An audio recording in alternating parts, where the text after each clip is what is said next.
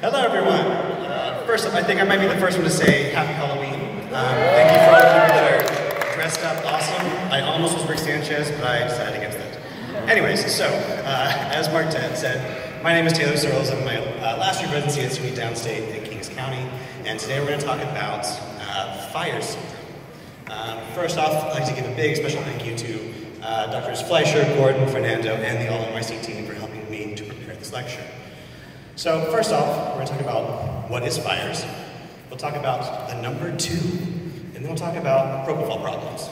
So first, I don't know if you can see it all the way in the back. FIRE stands for Febrile Infection-Related Epilepsy Syndrome. This is a rare and very difficult to control epilepsy syndrome that occurs in children that are basically 3 years to 15 years.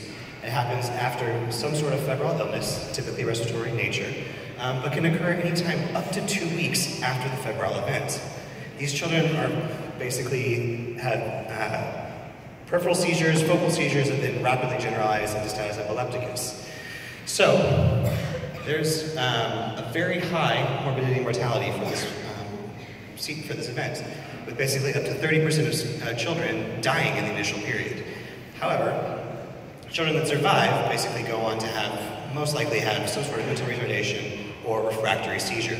Most of these children are on multiple anti-epileptic drugs and still get daily seizures. So, what do we do when a child comes in with seizures? As we've been told multiple times, over and over and over, always start with your ABCs.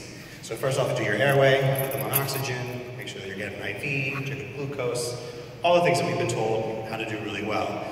Make sure that you also get genetic history, febrile history, and things like that that kind of are a little more important in young children. So, when do we give meds? What meds do we give? Do we start with benzos? Do we do phenobarb, propofol? When do we give anti-epileptic drugs? Are there some that we give more than others? Are there some that can be given in older children but not younger children? What are the pathways? So, here's one such pathway. This is the one that's used at the Children's Hospital of Maimonides, but Seattle Children's, CHOP, many of these places have very well-defined pathways so you can basically just Google and look up whatever you need to. However, this is a lot of information. I do not want you to memorize that. I don't think anyone actually can memorize that.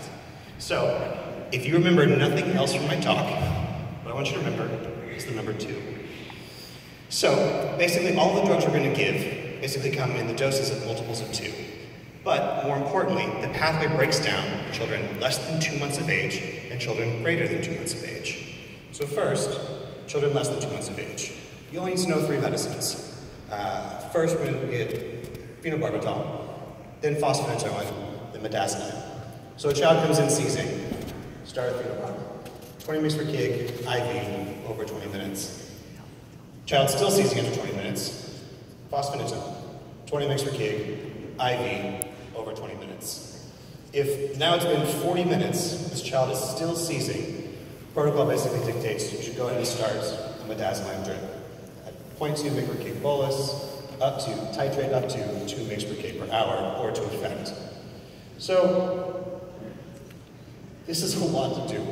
So basically, if a child gets to this point, make sure you go ahead and intubate, because obviously we're giving a third medication, we need to protect, respiratory protection. These children that are less than 2 months of age, our genetic testing is very good when they're born. However, it doesn't detect all inborn errors of metabolism.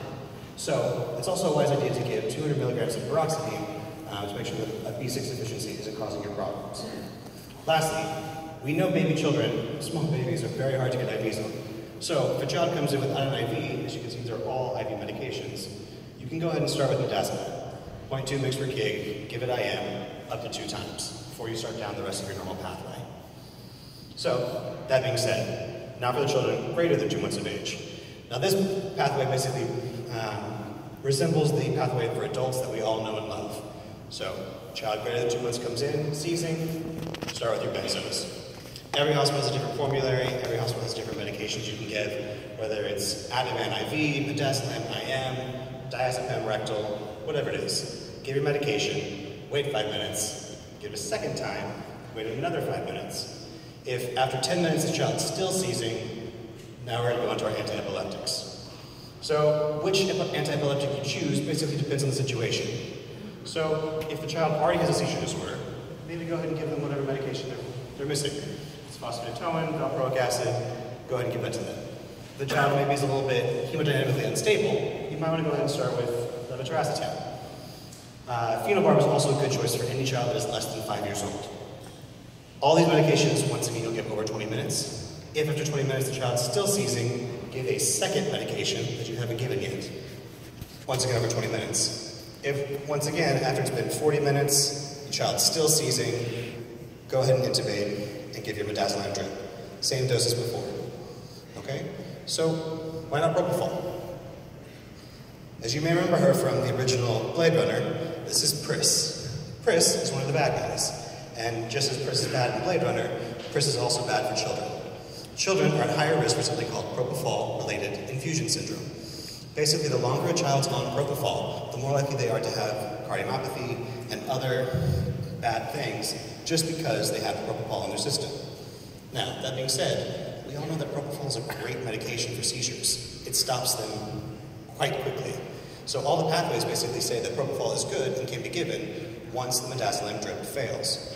The only way to really know if the midazolam drip has failed is to properly up-titrate over time. So these children are typically already in the ICU by the time propofol is needed and they need to go into a burst of pressure coma. Once again, that being said, propofol is fantastic. So if it's easier for you to get a propofol drip in your ER, you can go ahead and give it 2 mg per kg bolus with an infusion of 50 micrograms per minute. So, questions? Yeah. Perfect. So, in summary, FIRES is a syndrome of refractory epilepsy that has a high morbidity and mortality. Secondly, status epilepticus pathway is different for children less than 2 months of age and greater than 2 months of age, and pretty much all of the drugs are in multiples of 2. Lastly, Pris is bad, but propofol works. So, if you need to use it, give it. These are my references, and thanks so much.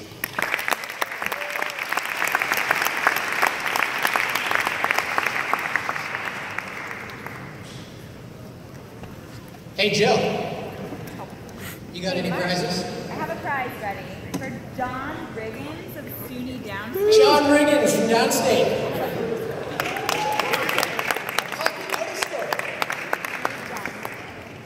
So our next speaker, a little earlier in his career,